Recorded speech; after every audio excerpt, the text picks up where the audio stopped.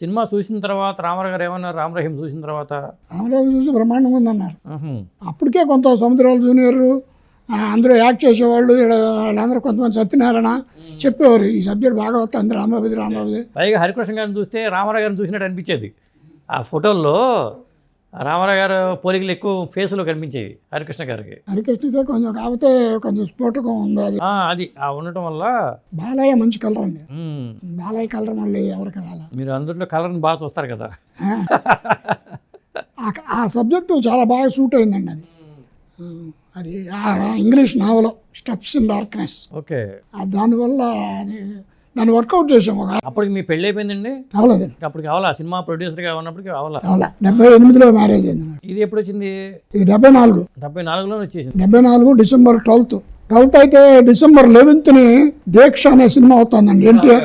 ఎన్టీఆర్ జమున చేస్తానంటే డిస్ట్రిబ్యూటర్ అన్నపూర్ణ ఆయన కూడా ఆయనకి ఇష్టం లేదు, రామారావు సినిమా మీద పిల్లల సినిమా ఎవడు చూస్తాడు అన్నాడు అని ఆయన దగ్గర పొద్దున్న వెళ్ళిపోయాడు. ఆయన నాతో చదవదు, నాకు తెలియకుండా ఆయన వెళ్ళిపోయాడు.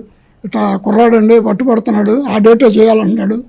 డిసెంబర్ 11వ తారీఖు, మీది 12, మాది 12, అది 11.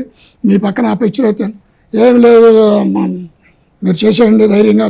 చూశాను నేను సినిమా, బాగుంది, చాలా బాగుంది, బాగా ఆడుతున్నది. దీక్ష అనుకున్నట్టుగా తీయలేదు వాళ్ళు అని కూడా చెప్పారంట కృష్ణప్రసాద్ గారు. ఆ మర్నాడు మా డేట్ అయితే ఒప్పుకోలే ఆయన.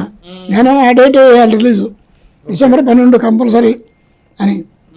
కాదండి 18 వెళ్దాం, లేకపోతే 25 వెళ్దాం అంటాడు. క్రిస్మస్కి వెళ్ళటం నాకు ఇష్టం లేదు, మళ్ళీ పొంగల్ తీసేస్తారు. ఈ గొడవ అప్పుడు కూడా ఉంది అయితే సినిమా కాంపిటీషన్లో రిలీజ్. అవునండి ఉంది. కాకపోతే అక్కినేని నాగేశ్వరరావు మాత్రం రామారావు సినిమాకి కింద వేస్తాను ఒప్పుకునేవాడు కాదు.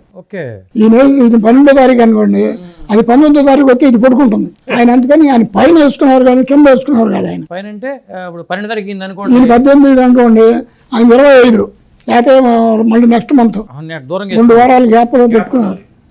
ఆయన అంత జాగ్రత్త పడేవారు. ఆయన చాలా సార్ ఆయన అంత గంభీరమైన వాయిస్ ఎవరికి లేదు.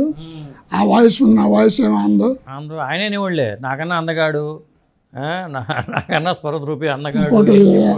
ఇంకోటి చెప్పిన నాగేశ్వరరావు భార్య అన్నపూర్ణమ్మ మా రామారావు అంటే చాలా ఇష్టం. నా పెద్ద కొడుకు అనేది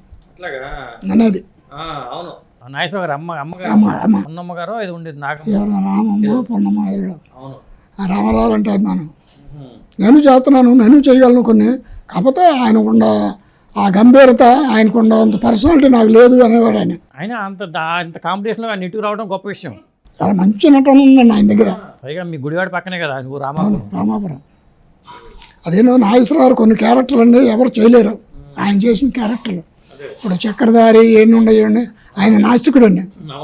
నాస్తికుడు అయినా కానీ ఆ క్యారెక్టర్లో లీనమైపోయి చాలా బ్రహ్మాండంగా చేసేవాడు. రామారావు కూడా అట్లా భీష్మలో అంపశయ మీద పడుకునే సీన్ చేస్తే ఒక స్టేజ్ వచ్చేటప్పుడు బిఎస్ సుబ్బారావు వణుకొచ్చిందంట.